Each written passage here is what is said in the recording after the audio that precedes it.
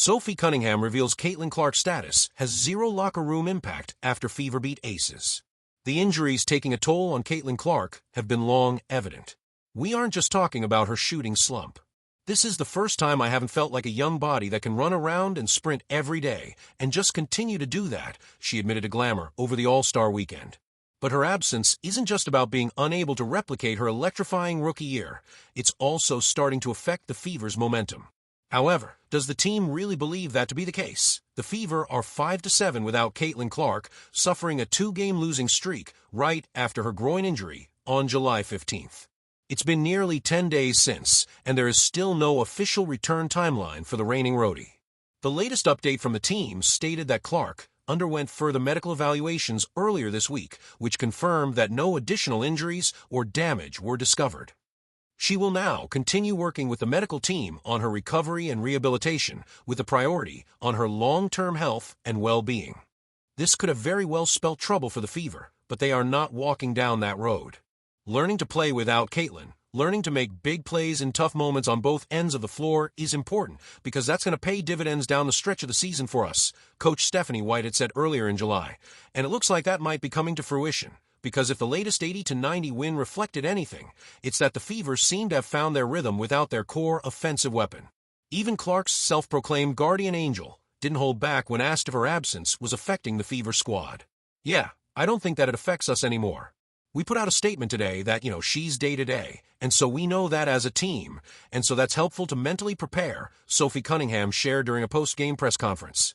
"But I really do think that, if we have Caitlin, great, and we know how to play with her. If we don't have Caitlin, great. We know how to play without her, and I think that's just so important."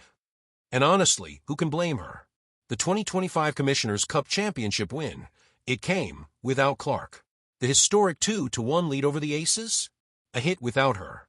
So far this season, Clark has been limited to just 13 appearances due to multiple injuries, a left quad strain, a left groin injury, and now a right groin injury that has already cost her 3 games. Interestingly, in the games she has played, the Fever are 8-5, and out of their current 13-12 record, 5 wins came without Clark, including key victory against the Minnesota Lynx, the top team in the league.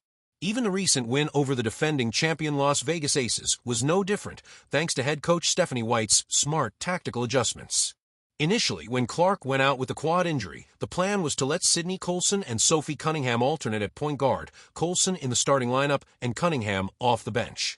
But that plan quickly collapsed, as not only did the Fever lose, but both players also suffered injuries in the same game. And then everything changed as Ari McDonald entered on a hardship contract. But while she left the roster when CC came back, after DeWanna Bonner was waived off, she joined the squad once again. And her arrival brought perfect timing and instant chemistry, giving Indiana the much-needed boost. Since then, the Fever have been riding a smooth wave, with different players stepping up in every outing. Just look at the recent game against the 2-time WNBA champions. Cunningham dropped 15 points in her second straight game since the All-Star break, going 3 for 4 from three-point range as part of a 4-for-5 performance from the field. And she wasn't alone. McDonald dropped a win-sealing three-pointer. Kelsey Mitchell scored 21 points, while Natasha Howard and Aaliyah Boston posted double-doubles. So yes, the Fever are winning without Clark, but was it any different when she was playing?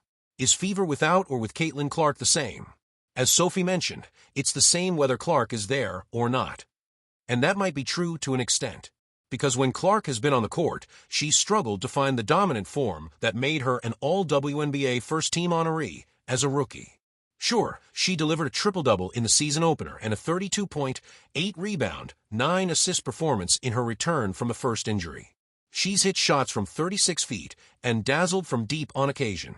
But let's be honest, the talk has largely shifted to her lengthy shooting slump.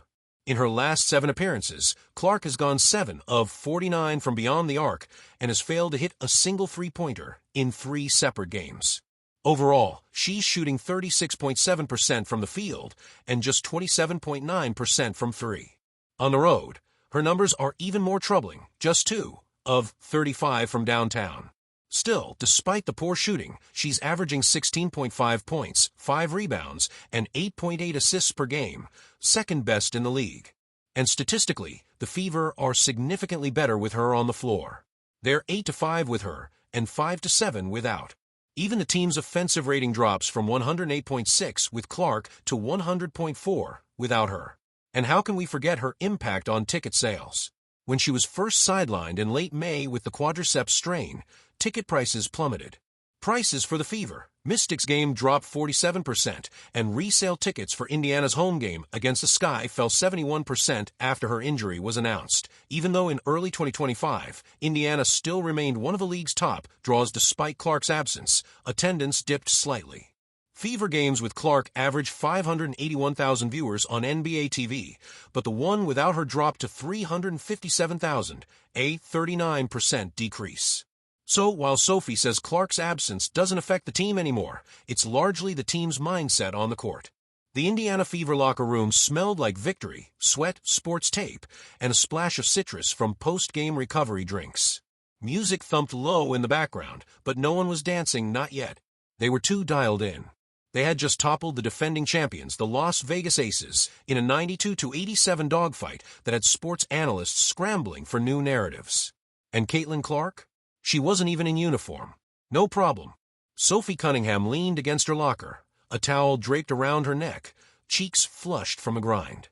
A swarm of reporters buzzed around her, hungry for quotes. They wanted gossip, a reaction, maybe even controversy. But Cunningham, the seasoned voice brought in to stabilize a young and ambitious Fever squad, wasn't interested in playing their game. "You all keep bringing up Caitlin like the sun rises and sets on her," she said with a smile that walked the line between polite and sharp. "We love Caitlin. She's electric. But tonight? This win. That was all of us. And her being out didn't shake a single locker in this room." She said it with the cool confidence of someone who's been in the league long enough to know the circus when she sees it, and how to ignore it.